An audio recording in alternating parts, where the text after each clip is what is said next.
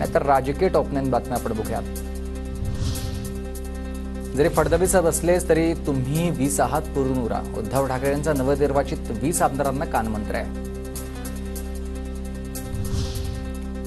ठाकरे गटाकडून विधिमंडळ सचिवालयाला पत्र। विधानसभेचा विरोधी पक्षनेता निवडीचे नियम लिखित द्यावेत। ठाकरे गटानं लिहिलेल्या पत्रात सचिवालयाकडे मागणी आहे। ठाकरे गटाच्या विधिमंडळाचे गटनेतेपदी आदित्य ठाकरे, भास्कर जाधवांची विधानसभा गटनेतेपदी तर सुनील प्रभूंची पुन्हा ठाकरे गटाच्या प्रतोदपदी निवड। ठाकरे गटाच्या पराभूत उमेदवारांची उद्या मातोश्रीवर बैठक। दुपारी 12:30च्या बैठकीमध्ये पराभूत उमेदवारांना उद्धव ठाकरे मार्गदर्शन करणार आणि आज विजयी उमेदवारांसोबत मातोश्रीवर बैठक पार पडली आहे।